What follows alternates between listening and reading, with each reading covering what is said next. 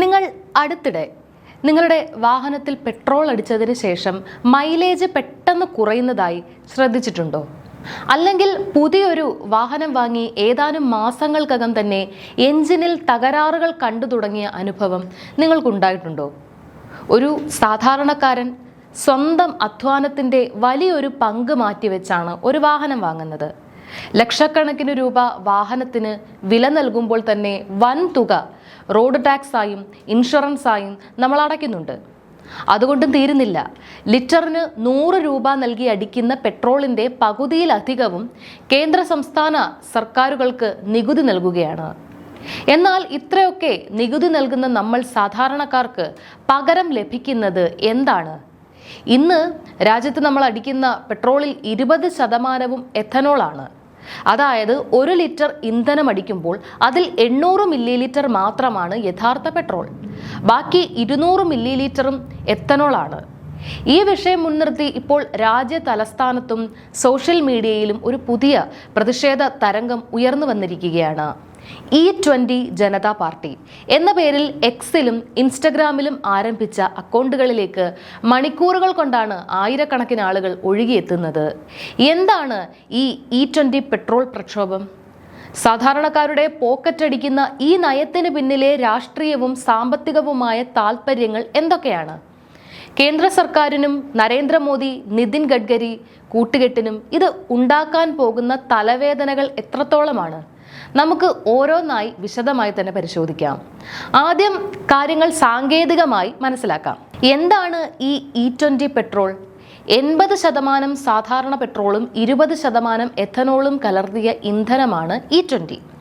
ഇന്ധന ഇറക്കുമതി കുറയ്ക്കാനും പരിസ്ഥിതി മലിനീകരണം തടയാനും കർഷകർക്ക് ലാഭമുണ്ടാക്കാനുമാണ് എഥനോൾ ബ്ലെൻഡിംഗ് എന്ന് സർക്കാർ വാദിക്കുന്നു.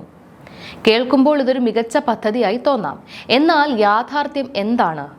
ഒന്നാമതായി, ഇന്ത്യയിലെ നിരത്തുകളിലുള്ള 90%-ലധികം വാഹനങ്ങളും E20 ഇന്ധനം ഉപയോഗിക്കാൻ അനുയോജ്യമായ രീതിയിൽ നിർമ്മിച്ചതല്ല.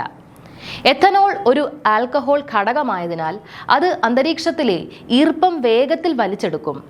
ഇത് എഞ്ചിന്റെ റബ്ബർ ലൈനുകൾ, ഫ്യൂവൽ പൈപ്പുകൾ, കാർബേറ്റർ അല്ലെങ്കിൽ ഫ്യൂവൽ ഇൻജക്ടറുകൾ എന്നിവ ദ്രവിപ്പിക്കാൻ കാരണമാകുന്നു. രണ്ടാമതായി, സാന്ദ്രതയുടെ കാര്യത്തിൽ എഥനോളിന് സാധാരണ പെട്രോളിനേക്കാൾ ഊർജ്ജക്ഷമത കുറവാണ്. തിയററ്റിക്കലി മാത്രമല്ല, പ്രായോഗികമായി E20 പെട്രോൾ ഉപയോഗിക്കുമ്പോൾ വാഹനങ്ങളുടെ മൈലേജിൽ 30% മുതൽ 50% വരെ കുറവുണ്ടാകുന്നു എന്ന് വാഹന ഉടമകൾ വ്യക്തമാക്കുന്നു. മൂന്നാമത്തെയും ഏറ്റവും പ്രധാനപ്പെട്ടതുമായ വിഷയം ഉപഭോക്താവിൻ്റെ സ്വാതന്ത്ര്യമാണ്. നിങ്ങൾക്ക് E20 വേണ്ട, പഴയ 100% പരിശുദ്ധമായ പെട്രോൾ മതി എന്ന് വിചാരിച്ചാൽ രാജ്യത്തെ സാധാരണ പെട്രോൾ പമ്പുകളിൽ അതിനുള്ള ഓപ്ഷൻ ഉണ്ടോ? ഇല്ല. വേണമെങ്കിൽ 160 മുതൽ 170 രൂപ വരെ നൽകി XP100 പോലെയുള്ള ഹൈ ഒക്ടെയിൻ പ്രീമിയം ഇന്ധനങ്ങൾ അടിക്കേണ്ടി വരുന്നു. അതായത് സാധാരണക്കാരന് യാതൊരു തരത്തിലുള്ള ഓപ്ഷനും നൽകില്ല. ഈ ചൂഷണത്തിന് എതിരെയാണ് ഇപ്പോൾ ജനം തെരുവിലേക്കും സോഷ്യൽ മീഡിയയിലേക്കും ഇറങ്ങിയിരിക്കുന്നത്.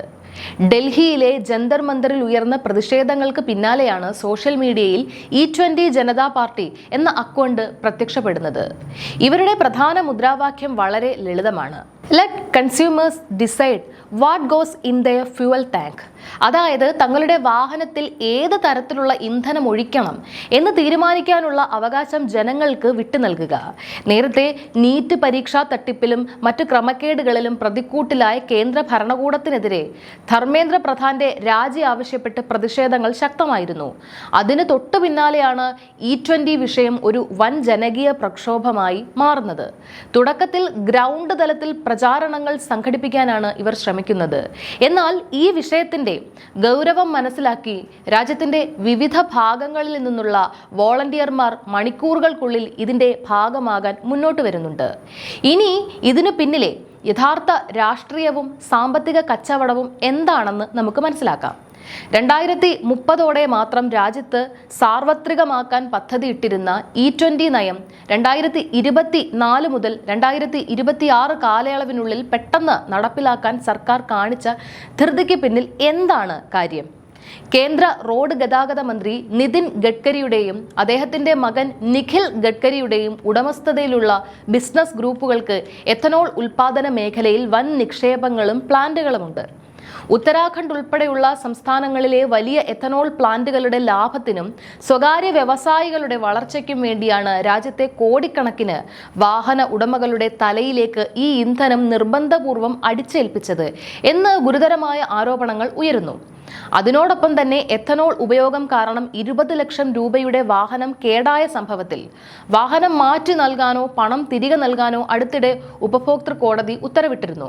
പുതിയ വാഹനങ്ങൾ പോലും ഈ ഇന്ധനം കാരണം കമ്പനികൾ വാറണ്ടി നൽകാൻ മടിക്കുമ്പോൾ വഞ്ചിക്കപ്പെടുന്നത് സാധാരണക്കാരായ ജനങ്ങൾ മാത്രമാണ്. ചുരുക്കത്തിൽ പറഞ്ഞാൽ നരേന്ദ്രമോദിക്കും അമിത്ഷായ്ക്കും വരും ദിവസങ്ങളിൽ ഏറ്റവും വലിയ തലവേദനയാകാൻ പോകുന്നത് ഈ ഇന്ധന രാഷ്ട്രീയമാണ്.